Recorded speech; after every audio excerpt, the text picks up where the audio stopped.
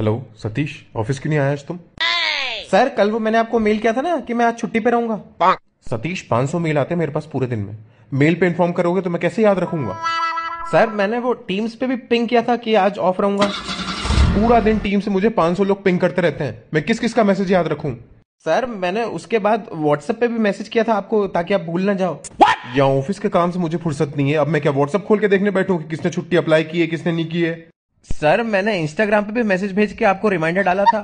अच्छा, social media apps के through अब ऑफिशियल छुट्टियां बताई जाएंगी क्यों? सर फोन फोन भी तो किया था मैंने कि मैं आज छुट्टी पे रहूंगा।